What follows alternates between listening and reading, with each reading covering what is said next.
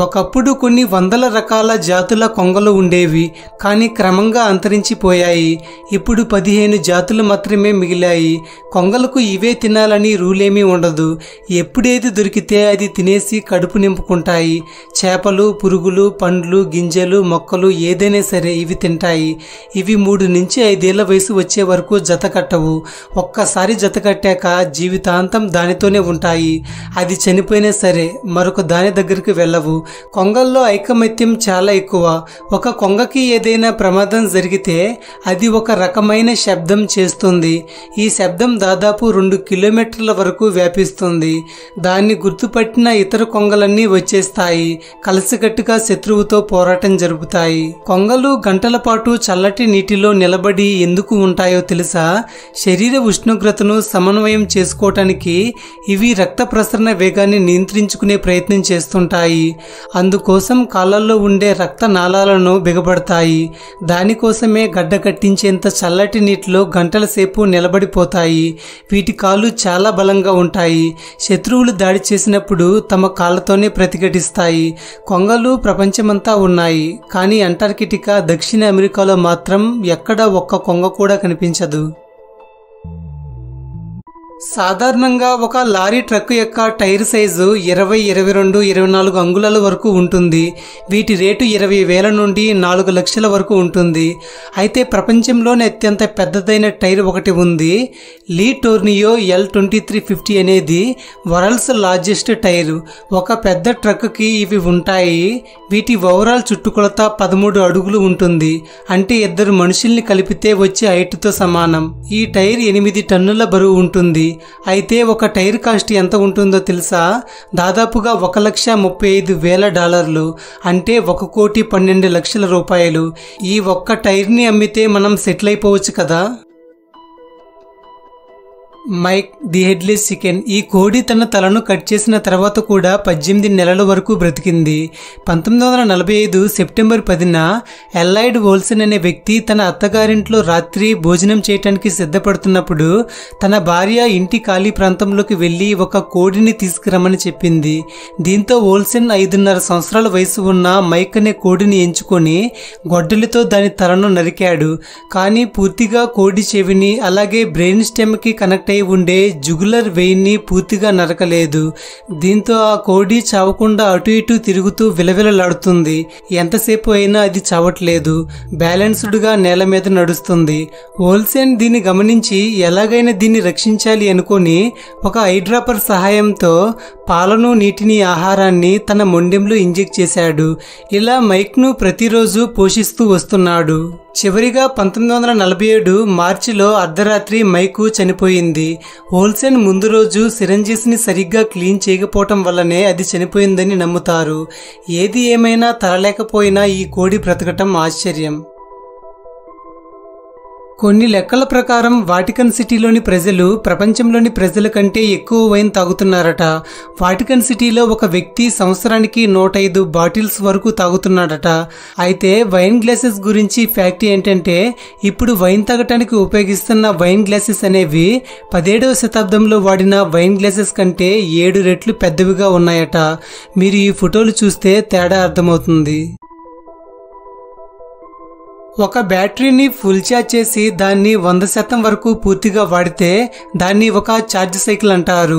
ఒక్క రోజులోనే 100% వాడకపోయినా పర్వాలేదు, 2వ రోజులో పూర్తి చేసినా సరే అది ఛార్జ్ సైకిల్ అవుతుంది.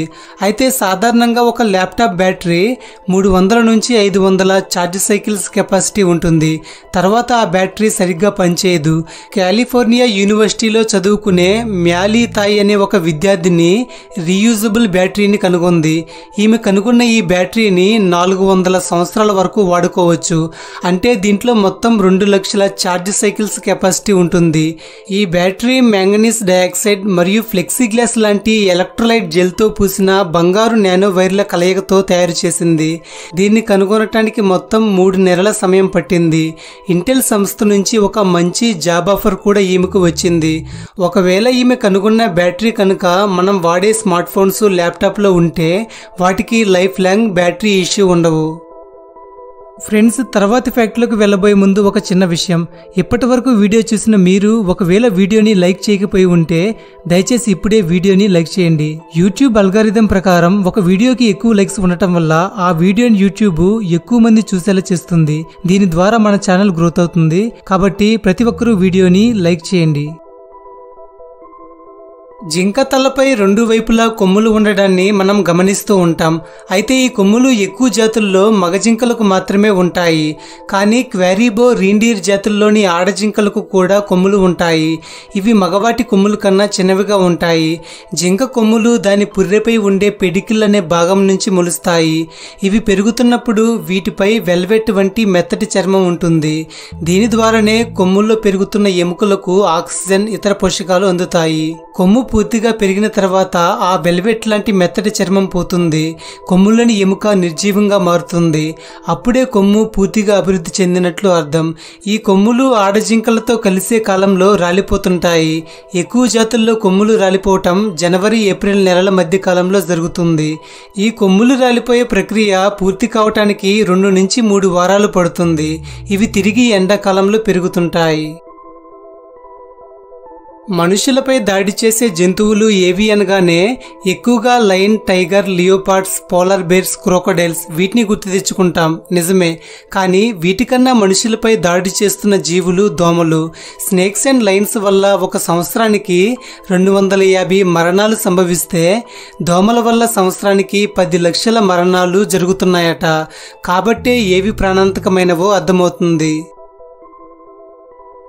కుందేలు జాతికి చెందిన జంతువులు మొట్టమొదట ఉత్తర అమెరికాలో జీవించాయి.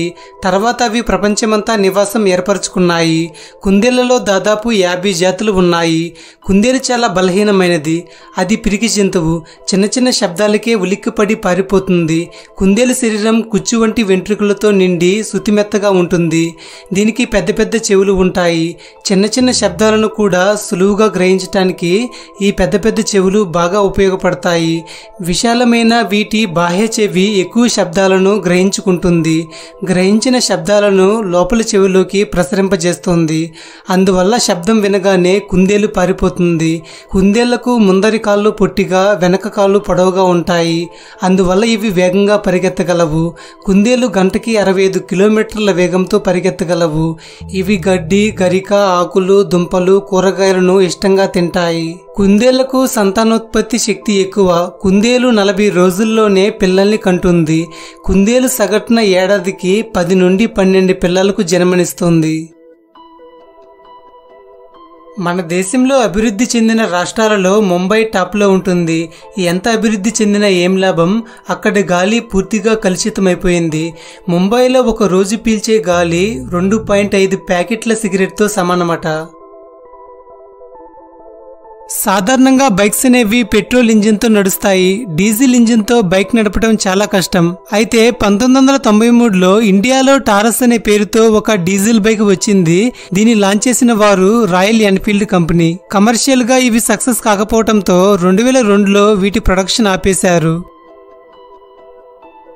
సాఫ్ట్ డ్రింక్స్ లేదా టీ లాంటి వాటిల్లో కెఫీన్ అండ్ షుగర్స్ ఎక్కువగా ఉంటాయని మనకు తెలుసు. మనం తాగే సాఫ్ట్ డ్రింక్ లో నికోటిన్ కూడా ఉంటుందని 2022 స్టడీలో తేల్చి చెప్పింది. ప్రతి మిల్లీలీటర్ సాఫ్ట్ డ్రింక్ లో 0.7251 నుంచి 0.9949 మైక్రోగ్రామ్స్ నికోటిన్ ఉంటుంది. 1 మిల్లీలీటర్ చాలా తక్కువలో ఉంటే ఈ మిల్లీలీటర్ ని దాదాపు 1000 చిన్న భాగాలు చేస్తే దాంట్లో ఒక భాగమంతా నికోటిన్ ఉంటుంది. అంటే చాలా తక్కువ అయినప్పటికీ మనం కూడా నికోటిన్ తీసుకున్నట్టే.